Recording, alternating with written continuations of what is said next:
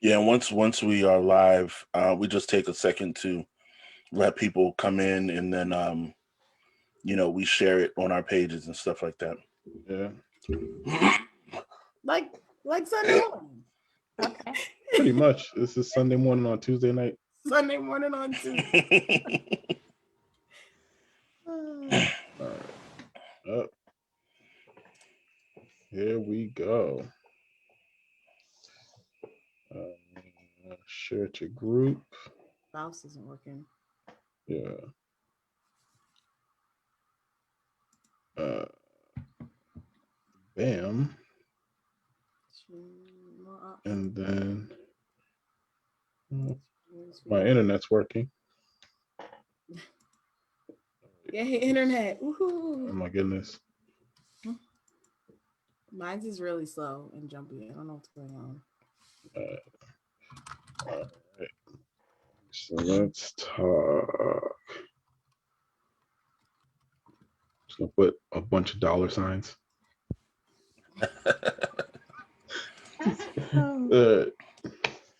So you're right. giving away money tonight. You're giving. All right, guys. Thank you for joining. Thank you for watching. Thank you for tuning in to another episode of Y'all Not Ready for That Conversation. My name is Lawrence White, and I am with my good friends. Your boy Chris Theodat. What's up? Ariel Chanel. And we have a special guest. Chris, go ahead and introduce our guest. We have a special guest tonight, entrepreneur, woman of God, finance connoisseur, financial expert, all of the things. One of our beloved pastors. All right, please give it up in the chat and everywhere else for Margot Brathwaite. Hey, everybody. Yeah, I'll send Chris a check for that great intro. Right. Yeah, that was a good one. Chris might need to introduce me next week. Like, Chris, you can introduce me, and then I'll introduce y'all. Because, it has to be like the best first, and then it'll get regular as it goes along. Or you can introduce everybody. I don't know if I have enough juice for all those intros. That's all I got tonight. I'm going to sleep. Oh my goodness. So, Margot, thank you for coming on tonight. We are talking about personal finance, which encompasses everything we wrote in the in the description. But please, if you want to start off, give us your background, how you got into finance, why, who cares about finance, all that good stuff. Well, thank you guys for having me this evening, and you're actually helping me fulfill one of my dreams, which is to help Black people learn about personal finances so that we all grow together and all improve together. My background is I went to Bentley College and studied accounting. After Bentley, I went to Suffolk and got my MBA. And from there, I always wanted to do something differently. But I followed the regular route. I went to corporate America for the first 20 something years of my professional life. And it was only, and in that time, I, started a business with a friend of mine, but we couldn't work on it wholeheartedly because we both had our separate jobs. But it wasn't until 9/11 when I was laid off from Fidelity that I was like, this is a perfect opportunity. Well, honestly, I was scared. It wasn't like it was a perfect opportunity. But after I got over the fear of, what am I going to do? How am I going to pay bills? It's like, I felt like the Lord was like, this is a perfect opportunity for you to do your own business. And so from then until now, I've been working on my own. I'm currently a financial consultant. I have clients. I have some nonprofit, and I also have a for-profit business that I do their finances for. So it is keeping me busy. But on the side, I still said, I still want to pay attention to us as Blacks, that to teach and to educate us about finances, because it gives a leg up in society when you understand what it means to have money and how you can spend it and how you can save it. And I realized we as Black people, we always think, oh, I don't make enough money, I don't make much. But believe me, no matter whatever your salary is, whatever your wages are, that there is if you have a plan and if you follow it, you can save money and probably do things that you probably would never imagine yourself being able to do.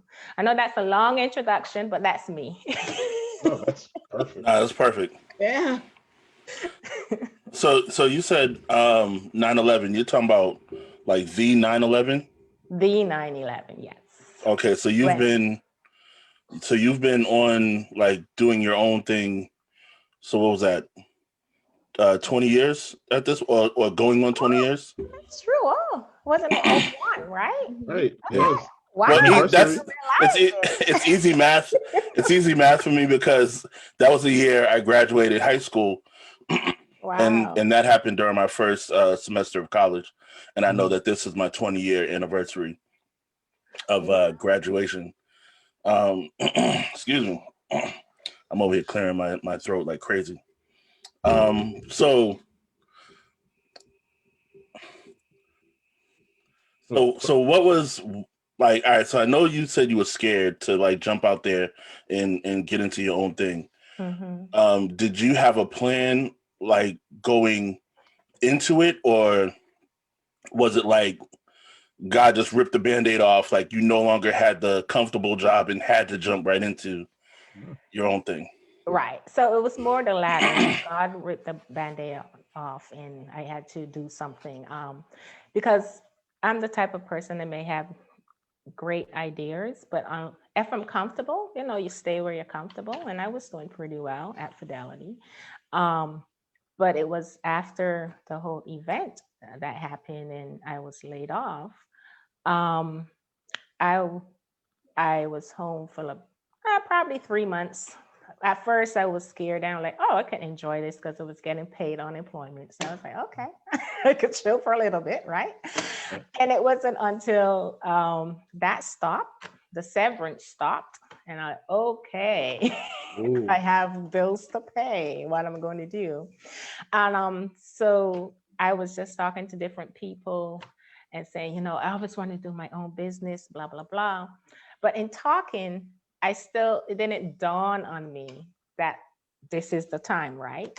But so I was still looking for a corporate job to continue my journey. And then in talking to one of my friend's mom, she said, my mom is looking for an accountant, a bookkeeper for her business. So I said, oh, okay, I'm home doing nothing. Let me go take the job. And reality set in when they asked me, so how much do you want to get paid? I'm like, I have no idea. I didn't research anything. I don't know, right?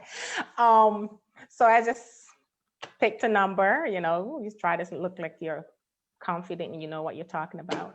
So I just picked a number and they're like, oh, okay. I'm like, geez, I should have gone higher. But anyway, but it worked. And then from there, word of mouth happened where within that industry, she heard someone else looking for a bookkeeper, looking for an accountant to help them with their books.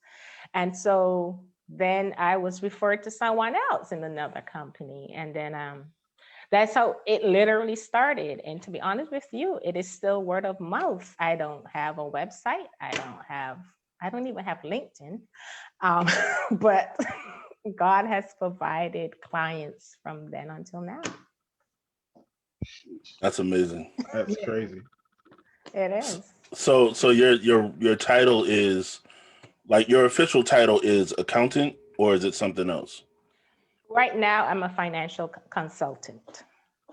Okay, so at that time you were an accountant, but now, okay. So right. So when you graduate school, you go through your first job is usually in the field that you study. So yeah, I started out as an accountant. Okay. But after working in business or in finance for a while, you move up the ladder. So, and it depends on where you're working. So like when I was at Fidelity, I was a financial analyst because I was doing analytical work and it wasn't really accounting. And now, because accounting is just one aspect of the whole realm of finance.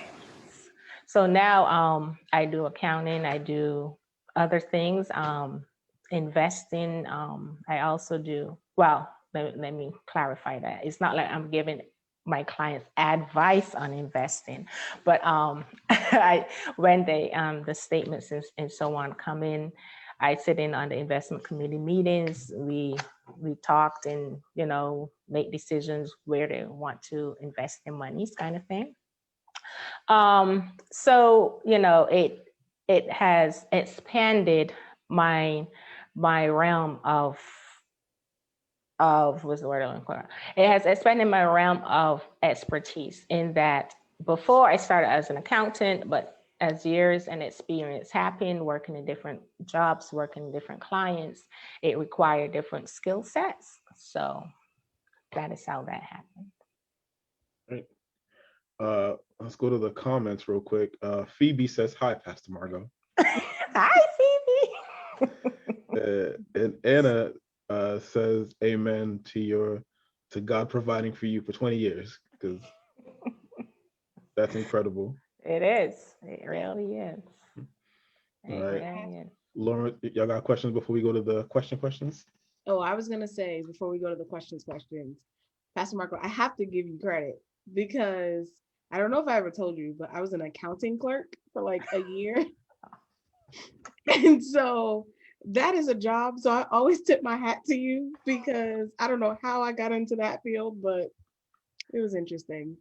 Can I tell you, I took accounting when I was doing my certification courses. I failed accounting. Had to take it again.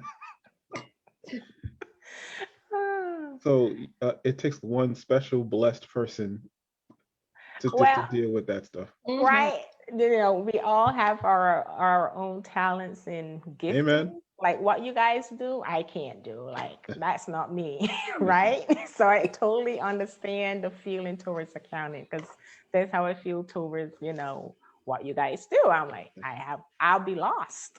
I'll be like a fish without water. That's why it is a body. It takes everybody because yes. I tried accounting once, and all I could say was spend it, and so that didn't really. I didn't last very long trying that. Oh, I see that. I see there's a little bit more to it than just spend it. Right. All right, so actually that does kind of lead me to a question. I don't even know if this is on the questions like that we have ready. Mm-hmm.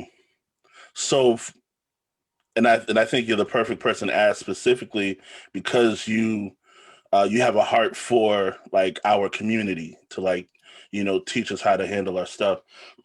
So I know a lot of, or I'm not going to say I know, but I believe a lot of people that grew up without having a lot of money, like no assets, no investments, things like that. Like, we're just not taught that kind of thing. A lot of people that I've heard lean towards just building a savings.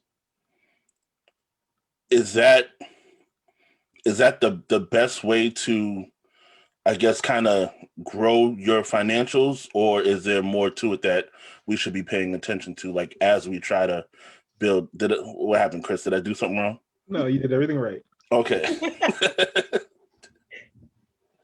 That's an excellent question, and thank you. So I will start with my personal story, how I got into doing more than just a savings account.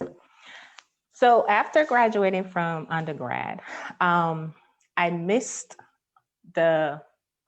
I miss learning new things. I miss that, being educated in something new and being challenged. So back then, I subscribed to Newsweek magazine, and it came as a magazine to your house. Because you guys do everything online these days. So anyway, so I was just looking through, reading the Newsweek magazine, and in there was an ad from American Express at the time, and it was like, open a brokerage account. And the fine print was, at that time you had to, there was a minimum of $2,500 to open an account, right? So here I am.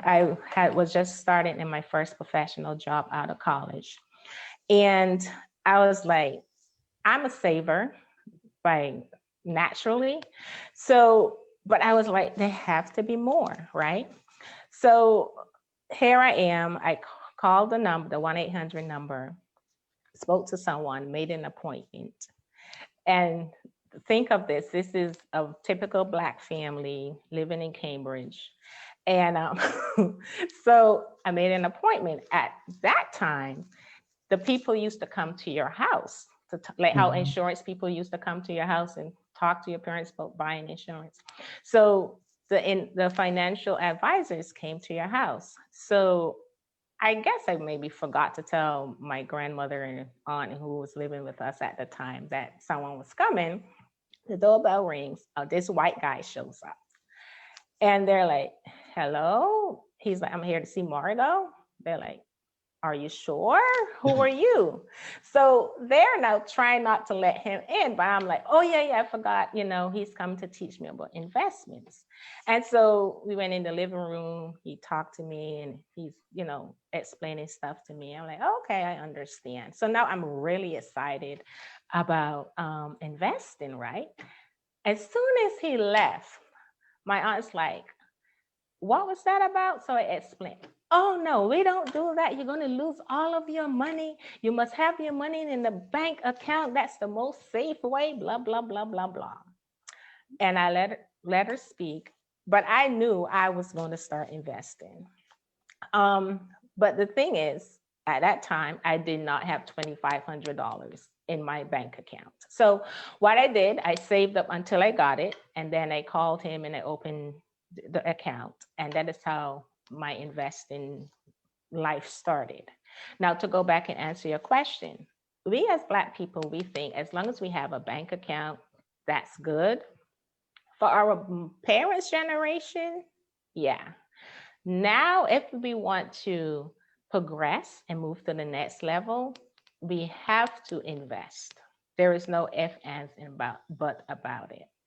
However, I would say, don't say, oh, Margot said I have to invest, so every dollar I have, I'm going to throw in the stock market. No. There is a process to it. So you have to start learning the discipline of saving first. So if you do not have a savings account, or if you are not intentional of saving something every month, even if it's $10, we need to get in that habit first, right? And to that point, I will recommend you need to have 3 bank accounts kind of thing. One is a regular savings. That is, if something happened, that is your emergency fund. You heard about the emergency fund where, you need 6 months of expenses in case something happens, you get laid off or something, that can carry for 6 months. And you also need a checking account because these 2 accounts work differently. A checking account allows you to do transactions, pay your bills, debit cards, blah, blah, blah, without being charged for the transactions. A savings account will allow you to pay some bills, but you only allowed 6 transactions a month in a savings account. That is why you need a checking account as well, even if you don't literally write checks, right? And then besides that, I would say if you have those bases covered, great. And then besides that, you need like a money market account or a CD. And why I'm telling you this is a money market account gives you the interest rate is a little better than a regular checking or savings. Some of the banks, depends on where you go, will say you need a minimum of $1,000 or $500 to open a money market account. So even if you do not have it now, save towards it in your regular savings account. But this money market account, you are going to use as if you're saving towards a car or a house. This is a goal of yours. This is where you're saving that money, where you aren't going to touch it, right? And so that's the key. When you have those three basic accounts down, so it could be a money market or a CD. A CD is a certificate of deposit. That works a little different in that it is a term to it. So you say, go to the bank or the credit union, say, hey, I want to buy a CD. So it's usually 3 months, 6 months, 9 months, 12 months. It goes in those increments. And the money you put in, if it's, let's say $1,000, they say you cannot touch that money for the 3 months that the term is. But you will get interest on it. Now, if it's a total emergency, you really need that $1,000, yeah, they will give it back to you, but you'll be charged a penalty, a fee, because you broke the contract before the term was up. So that is my advice to all of us. At least start with those 3 accounts, and then having your credit and everything good. Then we will start talking about investing, because believe me, any person that you know, I don't know if you know, but any person that is rich or wealthy, they have investments. You have to have investments. You cannot be wealthy gaining 0.001% at a bank, right? Say that again. Yeah, hopefully in a couple of weeks we will have someone on to talk specifically about investing. Mm-hmm. But I'm going to ask you this question anyway, just in case you know. If I'm putting my money, if I'm investing my money into stocks and mutual funds and different things like that, how can I be considered growing wealth if I can't touch that money? You can touch it. It depends on the account that you do it in. If you do it in your 401k or 403b, then you can't touch it. There are penalties. But if you open your own individual brokerage account and you buy stocks in it, you can take the money out whenever you want. And just realize that every time you sell something, there's a tax implication for it. And yeah, that's the capital gains, right? Right, the capital gains, correct. So, it depends on what your goal is, and it depends on your level of comfortability of having the stocks or whatever you decide to buy sit there over a period of time and make money for you. Yeah, I'm very risk averse. So I'm not a fan of, I'm not going to say I'm not a fan of the stock market. I see what it does and I understand it to a point. I just don't feel comfortable really investing, myself. And then I'm not very disciplined. So it doesn't stay there very long, but as far as like putting like chunks of money there, like I'm not always comfortable with doing it. See, like nuggets don't lose their value. Chicken nuggets don't lose value. I'll spend on that all day. You know what I'm saying? 10, 20, you know what I'm saying? Oh, nuggets don't lose value. I'll challenge you on that. They do lose their value. After you eat them, they're disposed. They're gone. But I love them.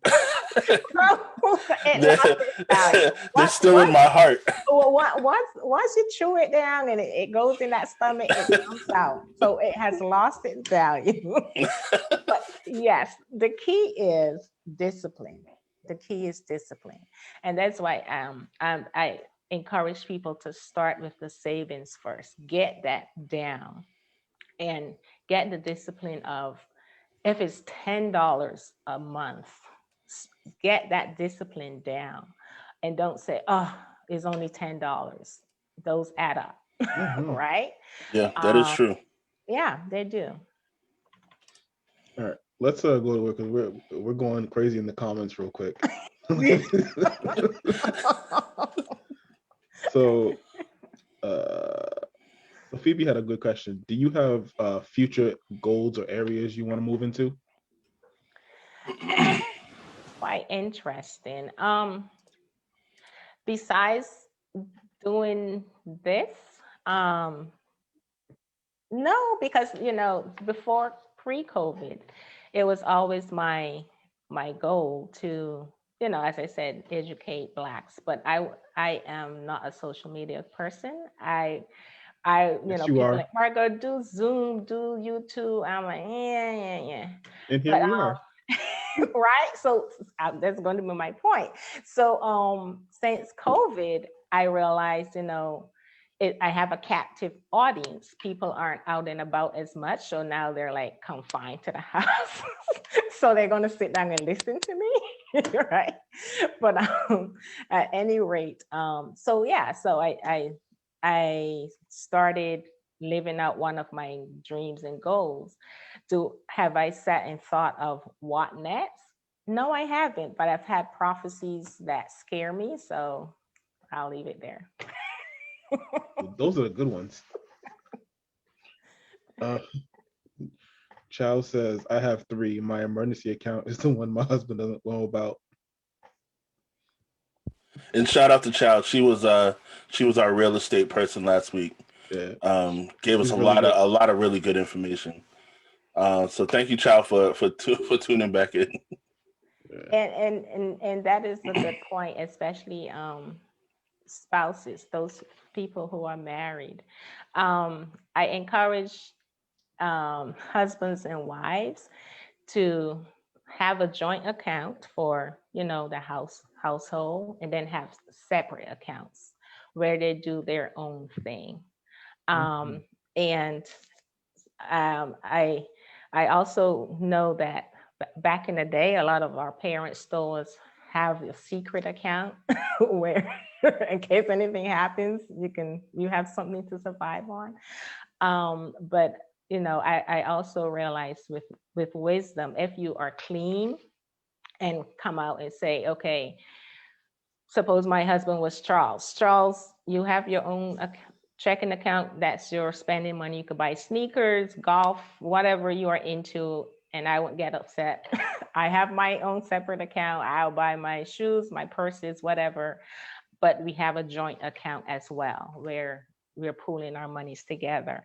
And I also advise couples to don't come into, when you're talking finances with each other, go talk percentages.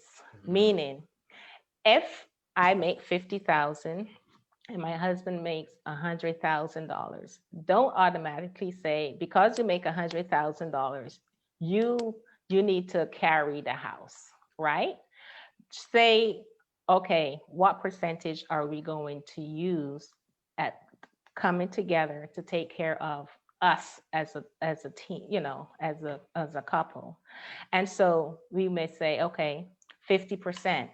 So although my 50% is only 25,000 and his 50% is 50,000, the impact is the same. It hits us both the same, as opposed to saying, I only make 50, so you put in 75 and I'm going to put in 10, right? That is where a lot of conflict and arguments happen. But use a percentage. Sit down, discuss it, and say, what percent are we going to use to come together? And that way, everyone feels comfortable. We're being impacted the same. That's really good. Yeah, that's really good information. It's words of wisdom. Yeah. Phoebe says again, I've been studying personal finance stuff lately, but you better believe I'm taking serious notes now. There you go. See, Thank you, Phoebe. capital gains tax. I hated that card in Monopoly. Me too. Lawrence's mom says, Lawrence. we get a lot of those comments. Mhm. And she knows who her son is. Right. That's family. And, you know what I'm saying? I get it from somewhere. That's true. Both Chow and Minister Weiss, is the minister or missionary Weiss, says no, I was gonna say something to mess with her, but yeah, you can just say my mother. and Mama White. Yeah, that's good. That's a good one. Says they both say go invest in McDonald's. You know what? The company though, and it also pays a dividend. So those lately. All right, so I wasn't gonna ask too many investment questions, but since it was brought up, like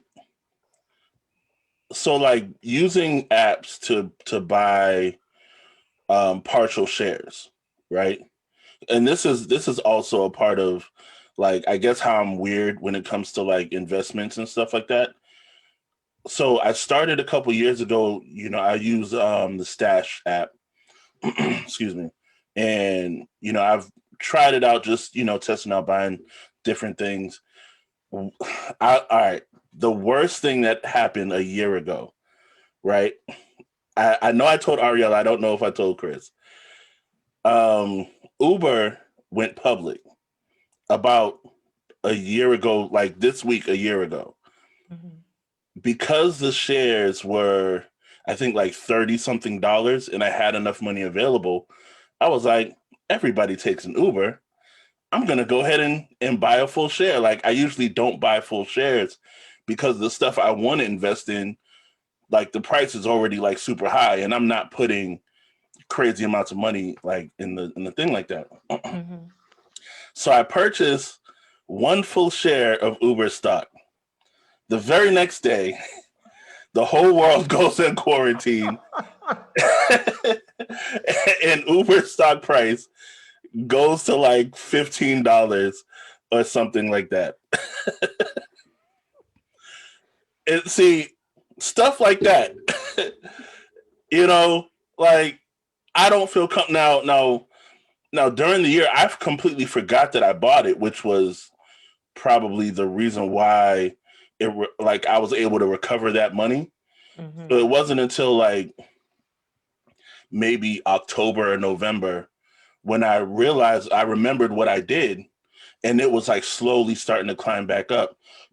So I just left it. I haven't even checked it again since. But that was a bad hit. But to your point though, it came back up. And that's the thing about investing. Don't be watching it every day, because things happen. What I've realized in the key to having a good investment is it the company going to progress over the years, or is it going to stay with the model it has now? If it stays with the model it has now, more than likely the stock is going to eventually just go down, because things are always progression, new technology, so on and so forth. So to your point, so Uber, although it was it started out ride sharing, but now they're doing automated cars, and they're testing different things. So there's still I think it's still a good company because it has a futuristic plans. So who knows? Now, you bought it at 30, maybe a couple of years be $300. So, don't let the whimsical news like GameStop and all those things that happen just send you into a tizzy, right? Just know that the company you chose is a solid company, it's a good company, and it has a future. And just let it happen, let it ride. All right, thank you. Yeah. Well, Yeah, Phoebe just said in the comments that it's up to $60 now. See? So I mean, I don't know. I don't know. Some nuggets might be in my future though. You know, does McDonald's still have the 20 for $5? Oh, jeez. That's a lot of nuggets. That's man. value to me. That's a lot of nuggets. Listen. But it's $5. So Chow got a couple good questions here. Chow says, how do you advise us to educate our children better about responsible finances and at what age? Also, do you advise adding children to your credit card as users when they become young adults? Does that help build their credit and such? Good question. So the first question about advising children, I think I would start as young as 12 and or as young as 12 and letting them know the house electricity bills, cable bills don't just happen, right? There are bills that come here, we work and we pay for it. Younger than that, in teaching them how to open a savings account. I would say from 9, 10, every child or every parent's goal should be taking, not only open the account for the child, but taking them to the bank and let them go through the process and see how it is, and let them know, okay, this account is open for you. So anytime you get birthday money or Christmas money, you know, you should start saving it. That's how you start building up your account. And from that age, kids then start with a good discipline, right? And knowing that, okay, I should be saving something for myself. It isn't always about spending. And also make it a good balance. Don't be, one extreme to the other. Don't be, no, every time you get money, you have to put in the account. No, tell them, okay, if you get $5, you can spend $2 and buy anything you want, but $3 will go. So those kind of conversations are good to have. About the credit card, it is also good to have. For me personally, I believe college kids, yes. Anyone younger than that, I'm not too sure. Unless you have a kid, every parent should know their kid. If they know their kid is responsible and can handle that stuff, because from a young age, I was responsible with money. That is fine. But you also know that there's some children that, you give them a penny, they're going to spend it, no matter what you do, no matter what you say. So you don't want to set them up to fail. And also having them tied to your credit card. I would say yes, for the first, when they're younger, but also don't make it so that they're forever on your card. Give them an age. Say, okay, I'll allow you to stay on my credit card until you graduate college, until you get your first job. Give them something to work towards, and so that they can then now start building their own credit and seeing the importance of doing it. But one thing I would caution parents, be careful in taking a loan for your child, even in college. Let them take out their own loans, because that way they are responsible. They know it's about them. It isn't, and it's their responsibility. Because a lot of parents get burned. Because everyone have great intentions, but if you know, it's not really my responsibility, we will all try to get away with it. So yeah, my mother's dealing with that right now. I hope it wasn't you. No, it was me.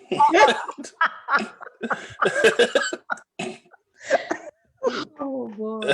I mean, y'all know if I'm not gonna be nothing else if I'm not honest. Phoebe already said in the comments, we missed it, about this episode is reminding her of your credit score comment, and she started cracking up. So Hilarious. So just so you know, Pastor Marco, a few years ago I went to check my credit score and it was a question mark. Are you? I am not lying to you. I went to Credit Karma, put in my information, and that day was a question mark. And I sat there for a good 5 minutes just waiting, like, because I thought the page didn't load all the way. And then that's when I realized that was my score. I have numbers now. Well, I'm glad that at least you work towards it. I'm glad. Yeah, I have numbers now. Okay.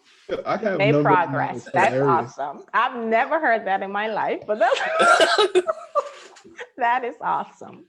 But to your benefit, and Credit Karma isn't always, on point. So I heard recently, actually, but when you're not in the money circles, and you see the ads for a free credit report, that's where I went. But as the numbers grow, and it looks, well, no, I'm not gonna say that. But as the numbers grow, I'll look at more accurate ways to check everything. Because where it's at right now, it doesn't matter what the numbers say. but at least you're working towards. Yeah, it would be well, I think it would be easier.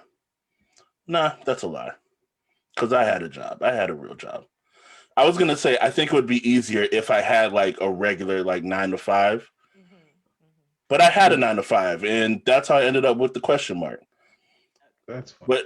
But now that all of my income is like completely on me, like as like a freelancer, it feels like it's a little more difficult to really deal with. But and I actually have questions about that, like from that perspective, but I'm not going to go there right now because this really could just be a conversation between the two of us. Okay. Actually, that might be good. In fact, No? Margaret, you went a little low. I don't know if your mic. Okay. Yeah. Okay, I thought that was just me. No. I have numbers now, so definitely be a shirt though. Exactly. I have numbers now. Numbers. I mean, they look like one of the shirts you make for Pastor Margot as she's teaching people about money management. I have numbers now.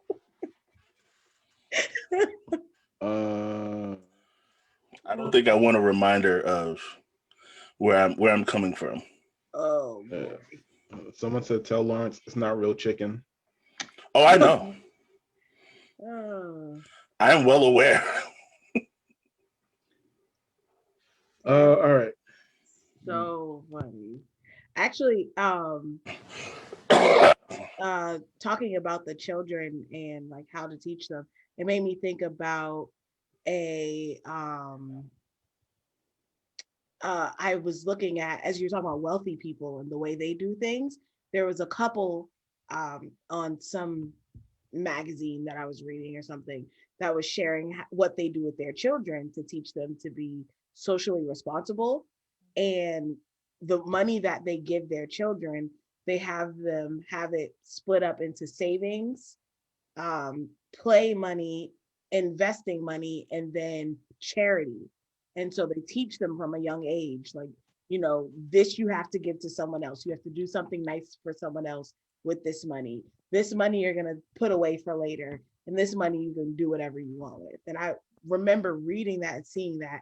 And I was like, I want to do that for my kids whenever I have kids. Like, that's such a great model to teach them, because if I do it myself, why not teach my kids to do what I'm doing? So that is true. Can you guys hear me?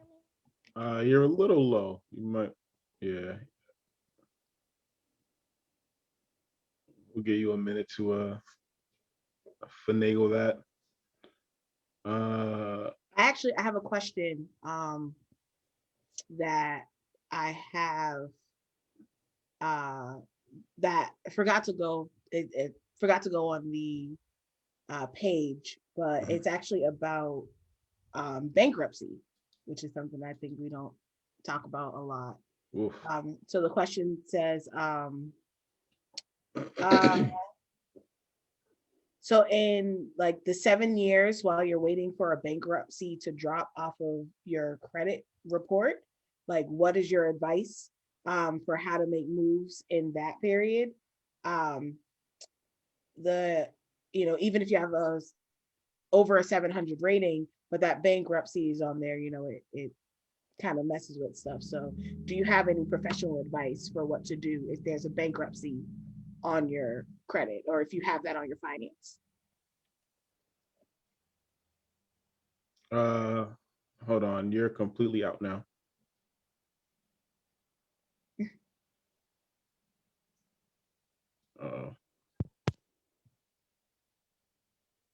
Can you hear me now? Yes. Yeah. Okay. Can you hear me now? No, sorry. Just continue paying your bills, on time. That is very important in repairing your credit history.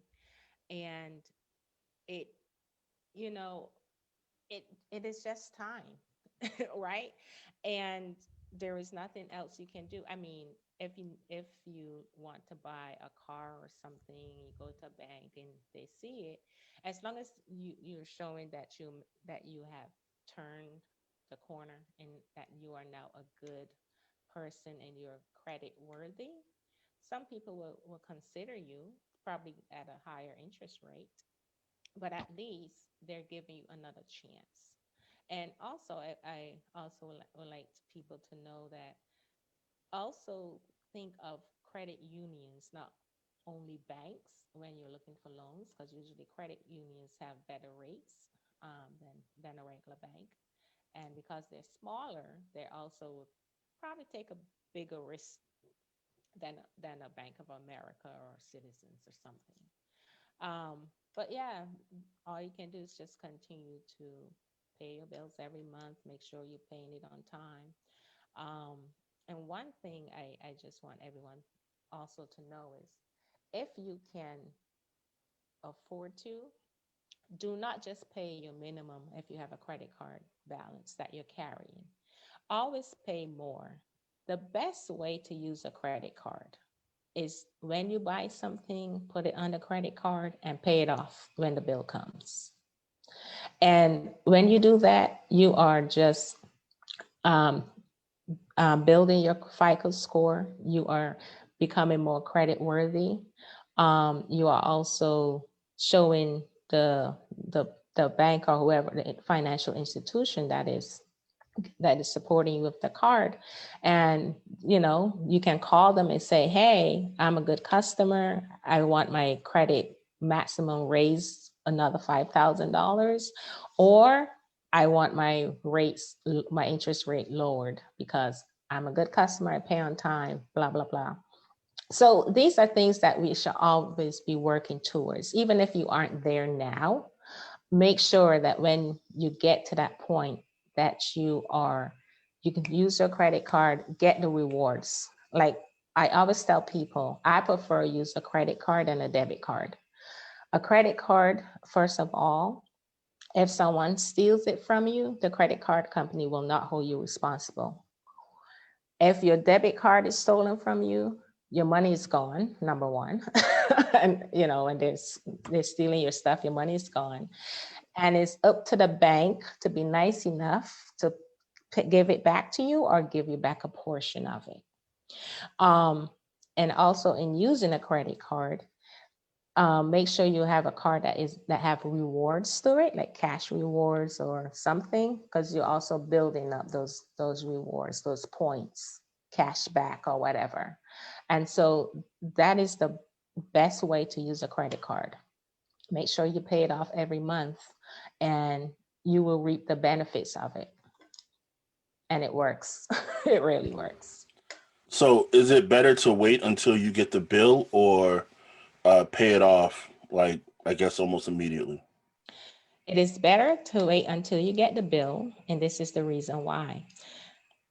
Everything is automated, right? So if you go to the store tonight and you bought something for $200 and you come home tonight and you pay it off, when they are running your credit report, all they see is 0, 0, 0, 0. So it seems like you aren't doing anything, that you aren't actively using your card. So it seems like you just have a card and nothing is happening. So that is why you need to wait until you get the bill. And even if you pay it as soon as you get the bill, pay it off, that's fine. But you want a statement with a balance on it. And that shows that you had a balance and you paid it off. That's real good. Thank you. Because I had heard something about that, but it was never really clear. Like, because, once again, not financially minded. Excuse me. When you're dealing with people, it's like, all right, I owe you this amount. I pay you this amount as soon as possible, and I'm good. So I know I'm sure I'm not the only one that has that mindset, thinking that would be the best thing to do. So having that explanation does make it a lot clearer. Thank you. You're welcome. So we have a question here in the actual question that we have like not gotten to, which is hilarious. When is a good time to refinance student loan debt? So I would say when you have a job, when you've been working and you realize that your student loan interest rate is higher than the interest rate that is open to everyone. Like now interest rates are really low, like 2%, 1 something. If you're paying a student loan at 3 or 4 or 5%, I would say refinance it. Go to a bank and say, hey, I have the student loan. As long as you have a good credit, they will work with you in doing that.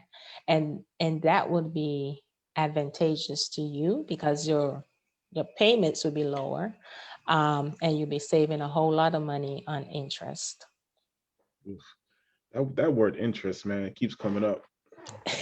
Yeah, but now it's a great opportunity to refinance anything because interest rates are low. I'm sure they started creeping back up now, but one other thing I also want for those who are homeowners, I found this out personally and it was a shocker to me. And I was like, okay, I have to let people know this. Like you buy a house and it's mortgaged 30 years. And you go and refinance, but you've been living in your house for 5 years. Back in the day, now this is a little different.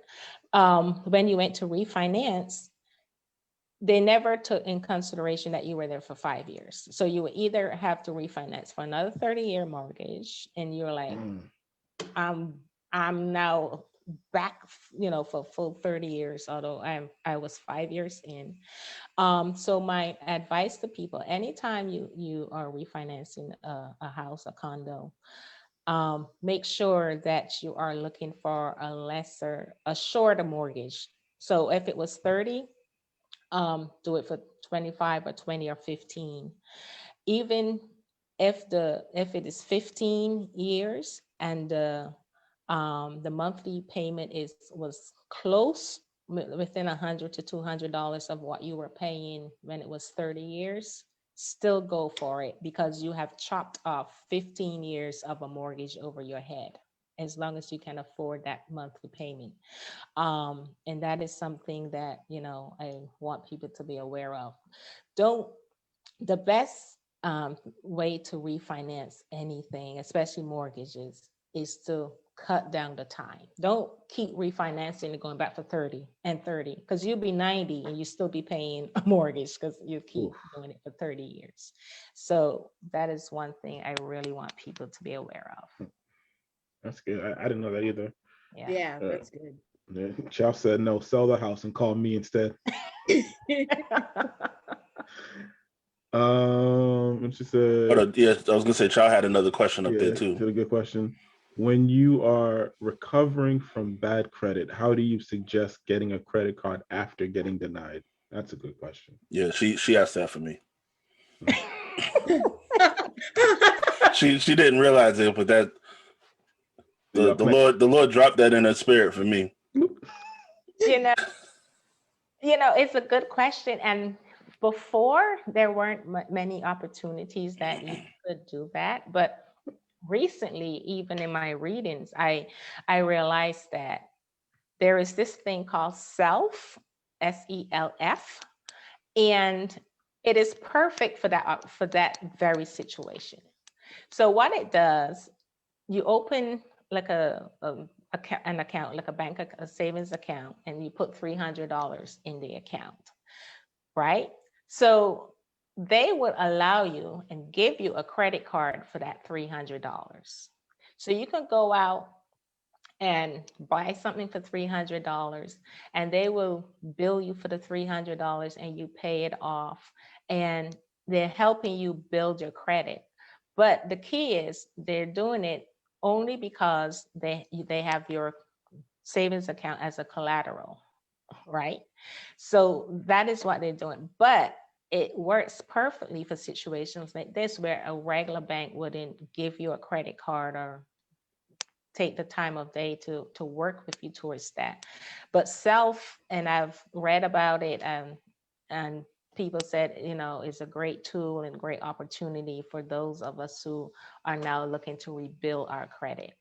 So it's your own money. However, you're getting the opportunity to get a credit card and start, paying it off and so on and so forth. And the more you do it, then they raise your limit. They give you maybe $500 in 3 months or so. But that's a great opportunity for people. Cool. I know. My mom, who is watching, who works for a bank, chimed in and said, if you get a secure credit card as well. Right. Yeah. Which is like SELF. Mm-hmm. Wait, so are those the same thing?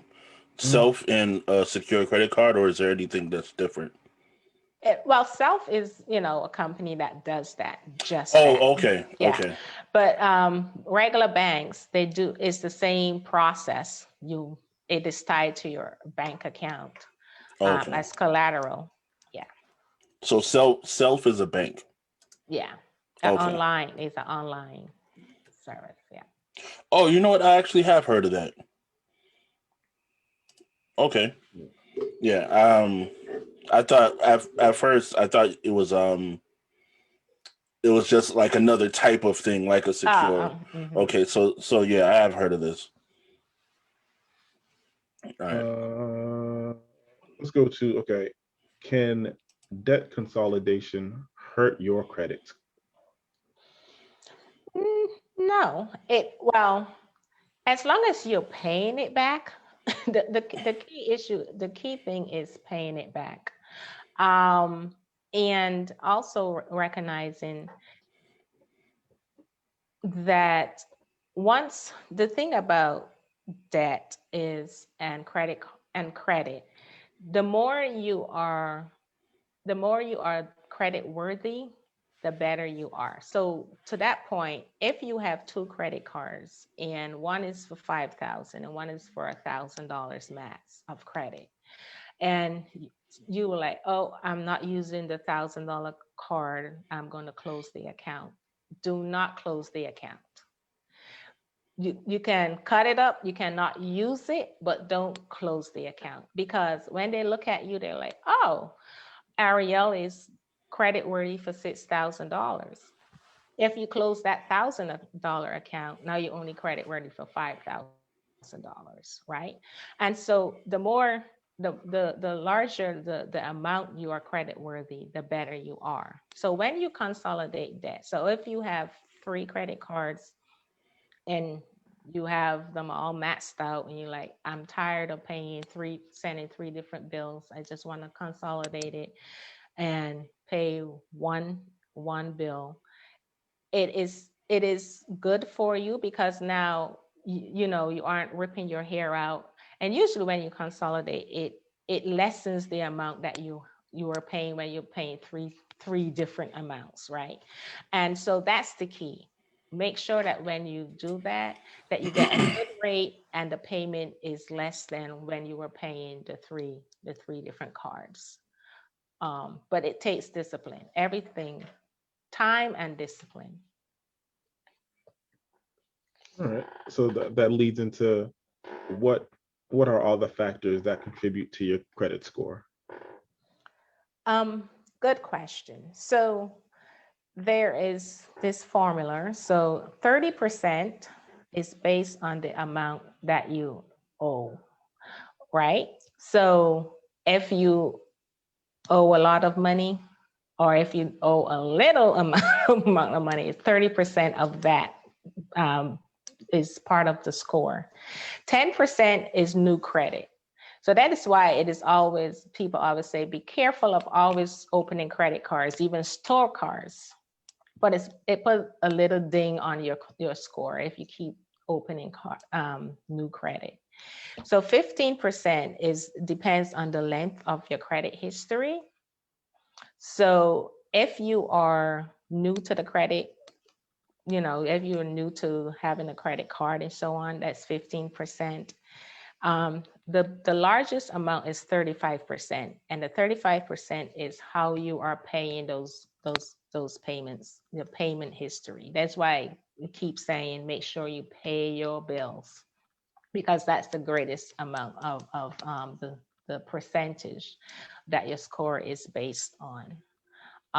Pay them on time. Right, and on time. Yes, it's very important. Yeah, because man, you miss one payment. Whew. Yeah, and that's the thing. They don't only charge you interest, they charge you late fee and this fee. By the time you're done, you're paying $100 in fees for $25 that you were late in paying. Seriously. Right. And then the score. Oh. Yeah.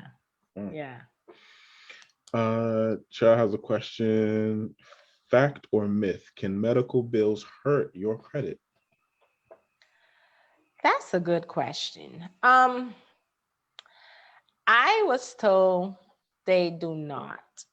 And I believe that is from what I have seen and what I have been told is that, you know, as long as you work it out with the hospital or the medical people, that it really does not go towards your credit score. But it depends if the hospital decide to report it, right? Because everything is okay if no one reports it to the credit companies. And usually that's a point. And usually hospitals and medical centers, they usually have their own internal credit people calling you and saying, hey, send the money, send the money, send the money. And usually they don't do it to outsource it to, you know, those people who call you every day on your phone.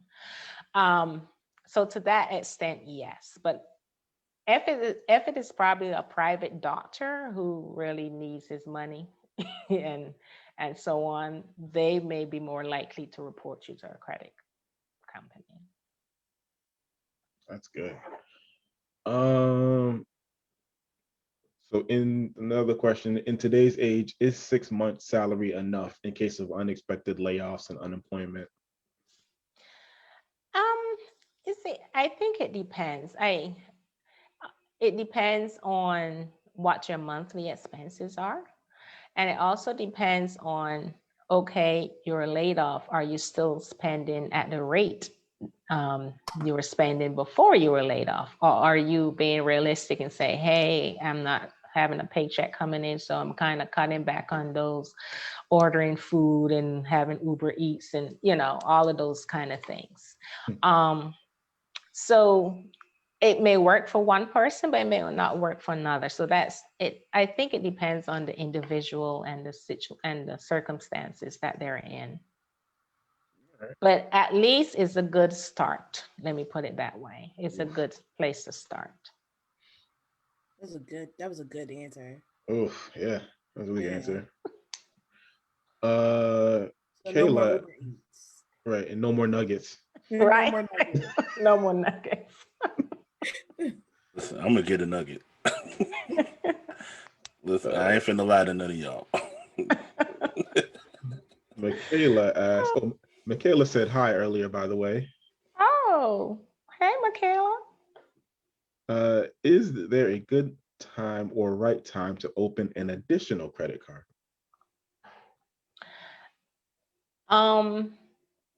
Yes, if you had a credit card for a long time, and you only have one card, yes, I would say at least have two cards. The timing, it depends on the person, your personal stuff as well.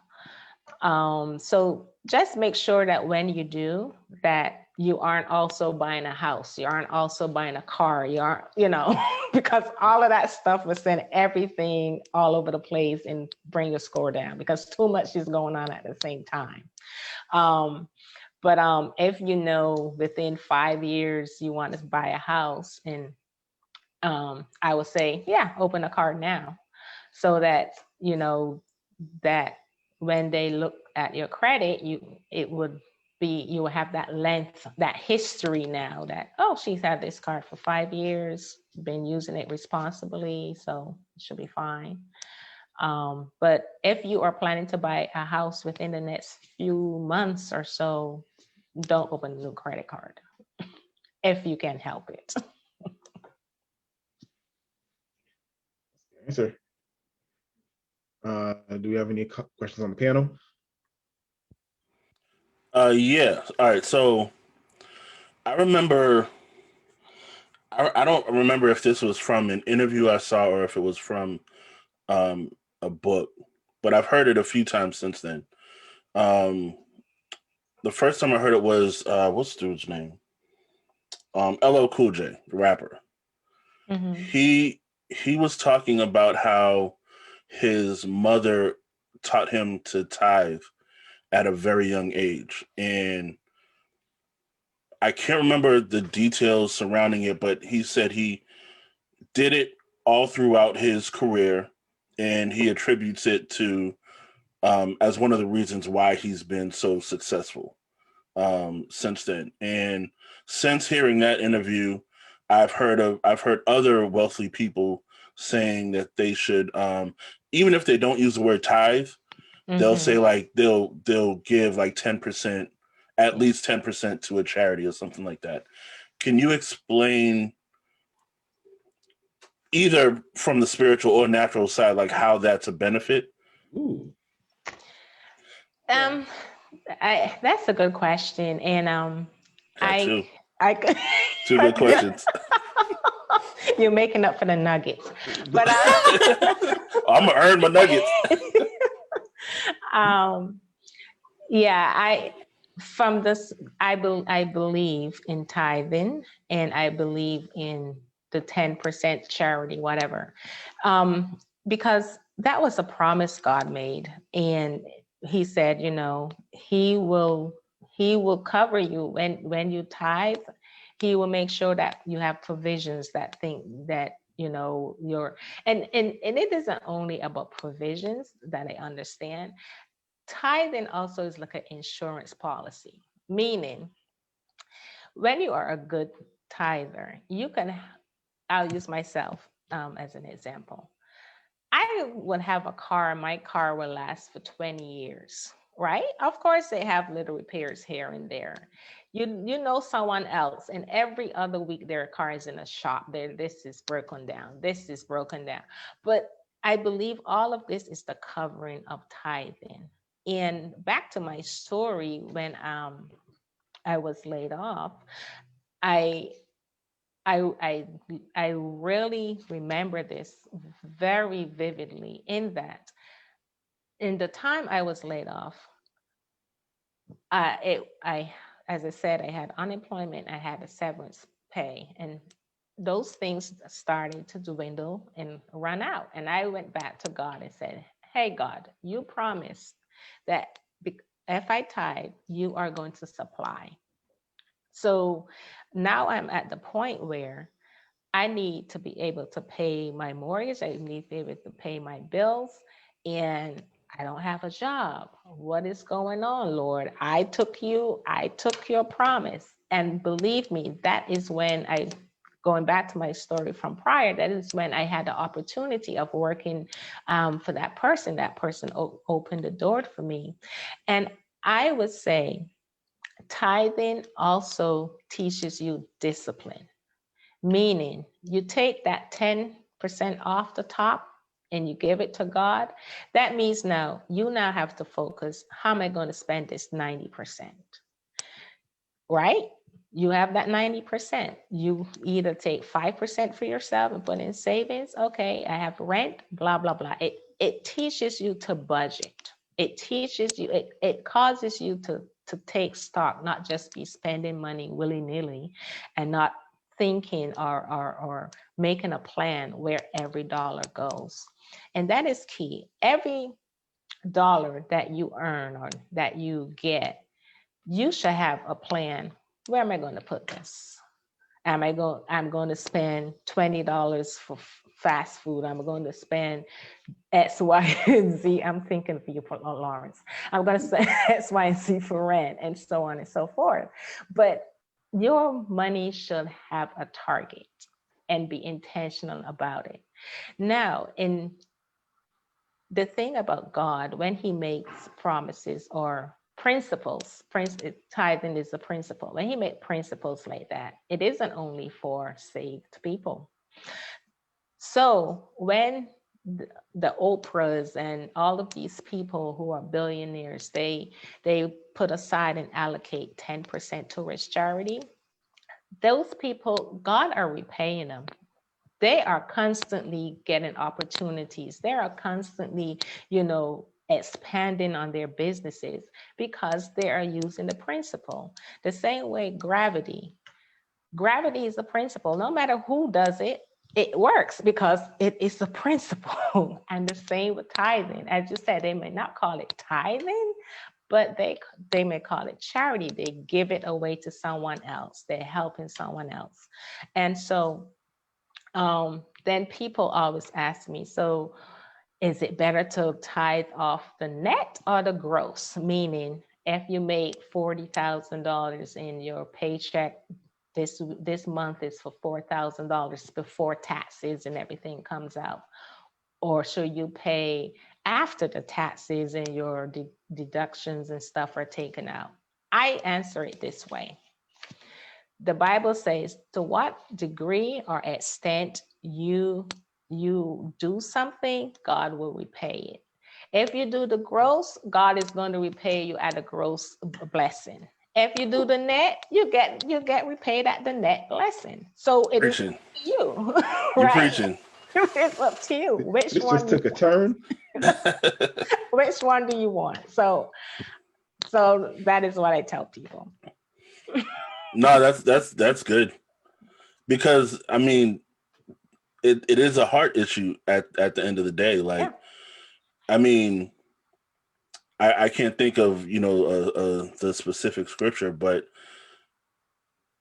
if your heart is in, if you decide to tithe out of the net, and you're fully persuaded in your heart, like this is what God wants you to do, like you're doing it for the Lord, he's going to honor that.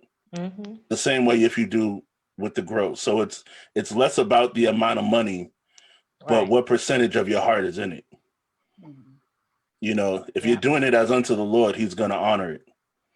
And if you're not doing it at all, you're proving that your heart isn't there.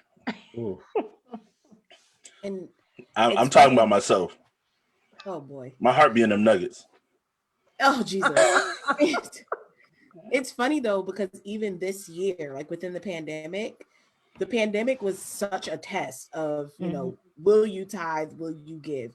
Because not being in the actual church, right. So you can't stunt and walk around and put your money in the basket. Like you have to do it on your own. Right.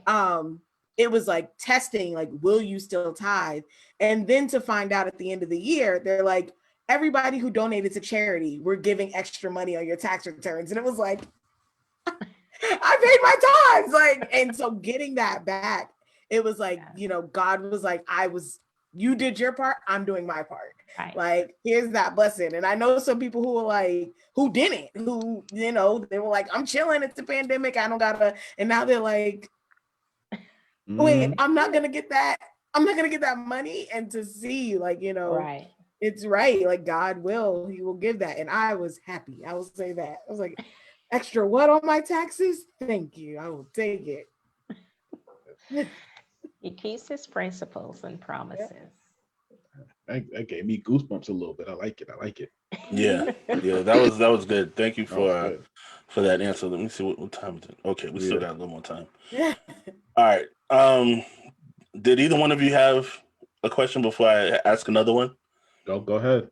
Yeah, go ahead. All right, because here's where I put all my business out there. Right? So last year, in I guess another decision in a long line of weird decisions to make last year. Last year was the first year that I completely worked like for myself. Like no W-2 came for me this year. Mm-hmm. And when I went to do my taxes, I missed having those W-2s. Yeah. So, and I'm so as a graphic designer, as a creator, like I'm completely self-taught. I never really knew how to handle the business side of things. I never knew how to charge what I needed to charge. So I ended up doing way more work last year than I got paid for. Mm-hmm. Even some situations where I started projects where I charged what I was supposed to, but because I didn't have a contract and the person I was doing the project for decided to go another way, I was still out, So when I went to do my taxes this year, I tried to get I tried to give an account for every deduction that I saw that I could do, right? But at the end of it, it's still not enough. Like I'm still gonna end up owing. It's not a whole lot of money. I didn't make a whole lot of money. It's just I'm gonna end up owing. So someone in my position works for themselves. They don't have taxes taken out of what they make on a regular basis. What is the best way for me to handle my finances throughout the year so that I don't end up owing a huge amount of money at the end of when I do my taxes the following year? Okay. So there are two things that a lot of entrepreneurs don't realize. And to your point, you need to pay quarterly taxes. So every quarter from April 15th, then June 15th, September 15th, January 15th, you're supposed to pay something towards what you brought in that year or what you think you are bringing in so far, right? So suppose you do your taxes for 2020 and you realize for 2020, out of what I brought in, I had to pay $5,000 for the whole year in taxes. What you should do for 2021 is take that 5,000 divided by 4, and every quarter you pay that amount to the government. And I'm sorry. Say that number one more time. So if you realize that you paid $5,000 in taxes for the whole year of 2020, you should take the 5,000 and divide it by 4 because they're four quarters, and pay that amount every quarter. And that would at least give you a base of when you file taxes. For 2021, you already paid 5,000 in. So even if it is more than that, it isn't, the hit or the impact isn't as hard where you have to pay all one time. Or you may realize that you overpaid and then you will get a refund. Also, one thing that you should realize is, as an entrepreneur, you can open an IRA, and whatever monies you put into the IRA decreases your tax liability. Okay, that was going to be my next question, because that's a SEP IRA, right? Self-employed. Okay. So save some of those nugget dollars and open a SEP IRA, and every month put $50, whatever, and that also helps in decreasing your tax liability. So those are the two things that have a greater impact, and something that you can easily do. Is there a percentage that I can keep in mind? Like, so I know in this scenario, you're talking about considering what you paid last year to determine how you move for this year. So like, say this is my very first year. I didn't pay anything last year. Is there a percentage that I should look at from each transaction I make or each thing I take in that would be helpful? Quick and dirty, 25%. Because that makes sense. Because also you must realize that as an entrepreneur, you are not only paying federal taxes, you're also paying your Social Security. Oh yeah. Right? Yeah. So dang. Yeah. Hey, you're right. Right. So that is why it is good to pay something quarterly. Yeah, that was one realization that I had from this whole situation was like I can't be Mr. Nice Guy and do everything for free. Exactly. And that is why you should have a contract. Even if it's for a friend, because you get burned by people also. So that even if you're getting paid in increments, so that they don't say, well, you know what, I changed my mind. Set up a contract, I need a deposit, whatever. Yeah. And then I'll start the job. Yeah, that's exactly what happened. Yeah. I was sitting around waiting for months for little money too. Yeah. I didn't even charge what I should have charged. It was little money. I was waiting around for months. And then they came back and was like, yeah, we decided to go with someone else. And then they didn't show me, but I ended up seeing what was done. And I was like, that's the same thing I gave you the first time. You just had someone else recreate it. But I didn't have a contract, so I was just out. Right.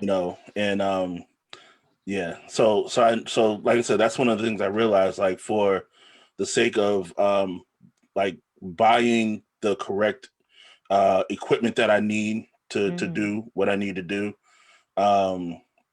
having money for taxes, I'm gonna have to pay for my own insurance at some point, and all these different things. Like, I can't afford to let everyone go and get money off of what I made for them. Exactly. And now I'm over here struggling, because there was a couple months I couldn't even pay for the subscription I used to make the stuff that they need.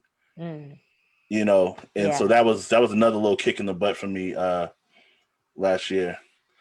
Michaela said, time to crack down, Lawrence. Michaela, stay out of my business. I know I put my business out there for the world to see, but stay out of it. So I just got to do all this stuff You know, so I don't have a big tax hit, you know, when I file my taxes, you know, potentially get something back. And then I can have a nugget feast when I get the money back. So question, so aside of, you know, what you discussed here, as far as entrepreneurship, what is like, I guess, the best piece of advice you got and that you would like to give to entrepreneurs? Good question. Thank you. It is a good question. The best piece of advice I got is, it isn't for the faint at heart, right? It really isn't. You may love what you do and you may be great at it, but that doesn't mean you have an entrepreneurial spirit. You may do it as a hobby, you may do it or have someone else run the business side for you, because there are times that you have to say no. And there are times that, you know, you realize that you have to sacrifice something. You're taking a risk. Like for me, and especially when you aren't married and you're single, you're like, well, if this doesn't work out, I don't have any plan B to fall back on, right? So make sure that you also have a savings to fall back on, because if you know that and you believe in your product and you have the right surroundings, the right people around you, you do not have to be the expert on the finances. You do not have to be the expert on the marketing. Like for me, I know I'm not a marketing person. However, I could talk to people and they can market for me, right? And realize that although you may not know the finances, make sure that I think I heard Oprah say this, make sure you're the one, well, nowadays you guys don't sign checks, but make sure you're the one who sees where the money is going. Don't leave that to someone else, because people, even best intentions, best friends, can rip you off. Also recognize that it builds character, because there's sometimes that you have to make tough decisions and it all falls on you. You're the one, right? Even if you get advice from people, the buck stops with you. The best advice is also to make sure you bring people along with you. Don't just do it, say me, me, me, me. I'm doing this for myself. It's all about me. Make sure you're also lifting someone up as you go along the way, and if you have opportunities for someone, that you also pass it along, share the wealth, and make it happen. And the last thing I would say is, and this, I heard this phrase once and it stuck with me, and it is something that all of us should start thinking about and working towards. Make sure your ceiling is the next generation's floor, right? So when I'm here, that means I want the next generation to start from here and build on it. I don't want them to go back to the foundation, building on what I started. So that is how progression happens. So anything you do, make sure that someone else is going to build upon it. And that's my 2 cents. Yeah, that's really good. So good. Wow. Yeah, that's a mic drop. Yeah. That's a mic drop moment. So we're at our ending time either way. So I mean, what a way to finish off. Yeah, so thank you very much, Pastor Margot. We sincerely appreciate it, more than you may realize. I mean, we had a feeling this was going to be a good episode, but I'm sure we had no clue just how good it was going to be. You know, thank you for everyone. Yeah, exactly. Well, I mean, y'all know her. You know what I'm saying? I think I've only seen you once. Yeah, we've met once or twice. Yeah, and that was like, years ago when we first started the link. But yeah, so this was good. Thank you for everyone that's been watching live. Thank you for everyone that liked the fan page, liked the Link Media's page when they heard Pastor Margot was going to be on, so they can come in and rush in and, take a seat. We appreciate all of you guys. So we know you don't really have a social media footprint out there. So no one can follow you. You're safe. You're safe from the stalkers. Is there anything that you would want to leave with the people? And if you've already said everything, that's fine too. But yeah, I just want to encourage people. Don't think that you have missed it. Don't think it's too late. It is never too late. Just pick up from where you are and start the process. Just start the process. And, we're here for each other. If you need help, reach out to somebody. Reach out to Chris or Ariel. They can get in touch with you. Don't reach out to me. Okay. Okay. Yeah, so for them to reach you. Right. Yes. For them to reach me. I thought you was talking about for like financial help. I was gonna say, don't reach out to me. If you reach out to me, just do the opposite of what I say. Exactly. Unless you want nuggets. Because we're gonna have nuggets. Oh, you're easy. I'm a simple man. But it has been great. It has been great. And I enjoy myself. And I'm glad that I was able to help. And, if you just remember one thing I said, to put it into practice. Awesome. Yeah, that was great. Everyone is saying that you need to get a page. You need to be on social media. Now we're not gonna just throw you to the wolves. If you want, no, we're not gonna throw it to the wolves. If you want, we can help you set everything up. We can help you in any way, because just like you're good with the money, we're good with the social media. All right, so ready.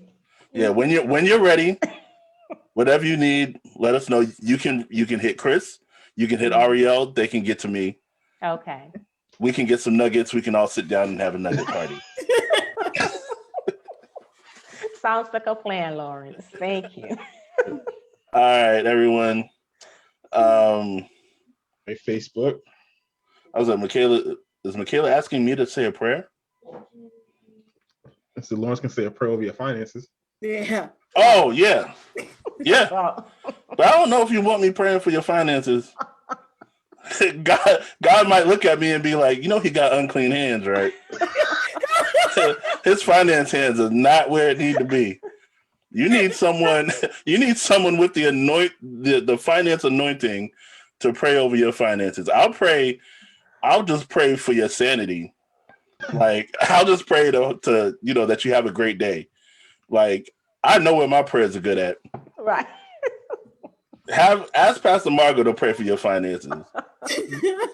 I'm gonna pray that you find a way to get to Pastor Margot so she can pray for your finances. Right. Then come back and we'll get some nuggets. Oh my goodness. You are funny. Phoebe said that ain't anointing, that's nugget grease. Hey. Press down, shaking together, and running over. The olive oil comes from when you press. Oh my goodness! You press the olives. All right, everybody. Sometimes you gotta press a nugget. Good night, to get that. Appreciate see y'all later. Thank you for tuning in another week. We will see you all next week. Bye, everybody.